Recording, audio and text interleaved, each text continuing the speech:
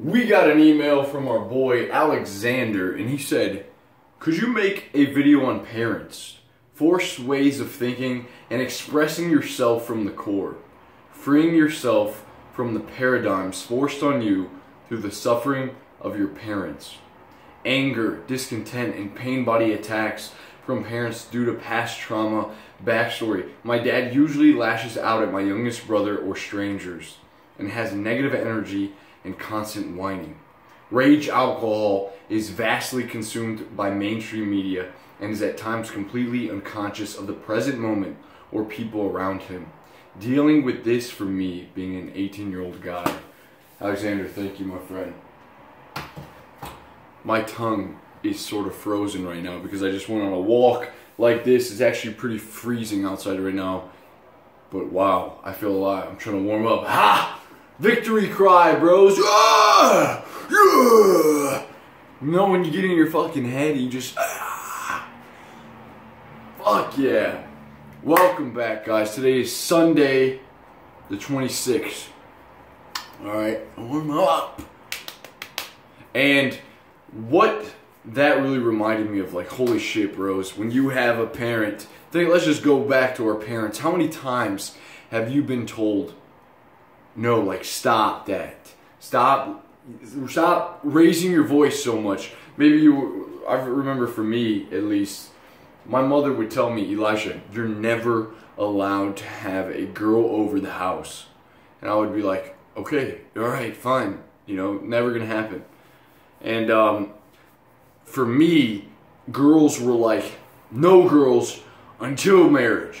You got it? And I was like, okay. Alright, so I was always living in fear of getting caught by my parents and just countless other ways on how to misbehave. And as we get older, guys, look at us, man. We want to move. We want to fuck. We want to talk to girls. We want to go and drive fast cars. And of course, there are things that are dangerous for us, right? And alright, guys, so we're going to keep it rocking, but my camera just died. So back to what I was talking about is that your parents had a way of living. Think about your parents. As an 18-year-old, you're probably 18, maybe a little younger, maybe a little older right now. I'm kind of retarded right now. I say that in the way, like, I don't know that much about the world. I don't know that much about life or where exactly I'm going. I have a lot to learn, okay? And if I was to have a child right now, that would really kind of stagnate my process of growing, because a lot of your parents, guys, they got married young and they were just trying to make it by, okay? They didn't have, and then once they had you, it gets hard to, like, read more books. It gets hard to go to conventions and follow your dreams, right? To have good conversations with friends and watch podcasts and lectures and cool YouTube videos. So you kind of get stagnant and then you just try to make it by. So your map and way of living gets transferred on that young boy or girl. You see, and then instead of teaching us just, hey, Elisha, don't put your hand on the stove. You know, you might burn yourself. My mom should have probably told me that a little bit more.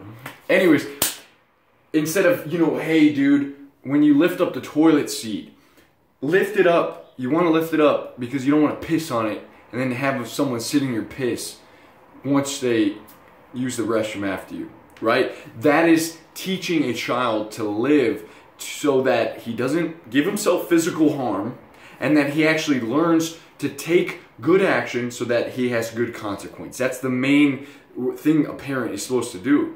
You see, but many of our parents did, hey, don't fucking do that because it's embarrassing to me. Hey, this is how I want you to live. This is how I know how to live. So now you need to follow that. And they made us feel shame and regret. And this is right, this is wrong. This is misbehaving. This is being good. Good boy. Good boy. Right? And so we have this way of thinking where, fuck, I'm ashamed of fucking. I used to, for me, it wasn't about NoFap. I was on, like, NoFap unintentionally because I was thinking of it from a shame perspective. It wasn't because I realized, oh, it has amazing benefits. It's going to give me more confidence. It's going to make me stronger, give me more energy. No, it was shame-based, you see. And it wasn't about hey, this is really good. This is just shameful. So my whole life, talking to girls, like being loud, speaking up, being this voice, like really finding your voice is tough when your parents are telling you to shut the fuck up all the time. It can be a really hard thing. So your parents have a way of living that gets transferred to you. And as you become more conscious of like, whoa, what's going on? You took the red pill. Your parents are still in this paradigm of unconscious. They're still watching the news. Like, what the fuck, man? It isn't so blatantly obvious that the news is negative and maybe you shouldn't be watching that, Dad? Isn't it so blatantly obvious that maybe you should get your ass up and go to the gym? You see, but you can't fight that. The years have passed by. They're so ingrained. The routine, the status quo. You don't change the mind of someone that's like honestly past the age of like 25. Like 25, dude, your brain is sort of kind of almost molded. It's less plastic.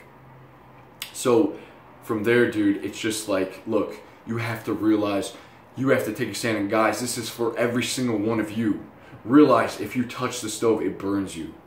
If you go and you murder someone, you go to fucking jail and prison for life.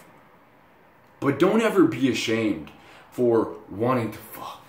You know, for wanting to talk to a girl. Because I brought a girl over once, I snuck her in. Oh my God, I almost got caught, dude. And that really fucked me up. Any girl that would talk to me in high school, I was just like, okay, I can't, I gotta wait till marriage. Right? Yeah. Where did this come from?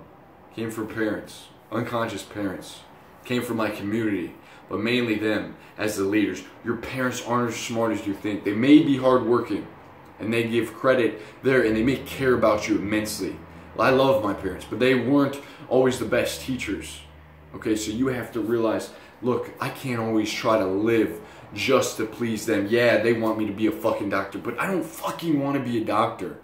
See, and then you question your life, well, what do I do? If I don't go to school, I won't have a career. If I don't do this, listen, how do you know what you'll do if you've been led like a little puppet your entire life? Do this, do this. Oh, okay, I'll go sign up for FAFSA. Okay, I'll sign up for school, Mom and Dad. No problem. Sure, I guess. Right, so you've been led on this ring like Pinocchio and you're just going down the lane. And now, what's happening to you? You don't have a mind that thinks for itself. So of course, everything's going to seem uncertain. Everything's going to seem scary. The world is really fucking scary if you think that you're not good enough. If you think that you're missing something. If you think you're lacking. Guys, you aren't lacking. Okay? There's no this good or bad. What I'm saying is your parents really taught you, like, act like this. Okay? And if you're not acting like this, then you are not being a good boy. It's that simple. Be a good boy, Pinocchio. Or be a good boy, Elisha. Well, what's fucking good? Okay? And for us, as we get older, we start to develop a shame. So it's really important that you just understand, like, man, it's okay to want to fuck. It's okay to want to watch porn. And it's not about the shame aspect.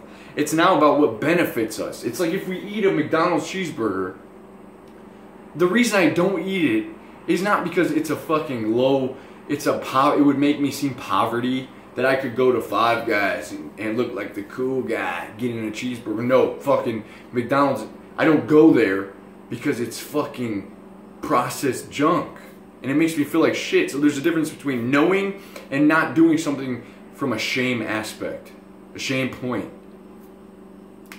Guys, that's really all. Alexander, I hope this has helped, homie. Yeah, man. You gotta keep going. You gotta keep going. You gotta take a stand. And I would say, I know it might be hard for you right now, but you're gonna probably move out in the next couple of years. Get the fuck out of there, man. There's so much, guys. Every hero has to set out on his journey. Every young man has to leave home. The bird leaves the nest.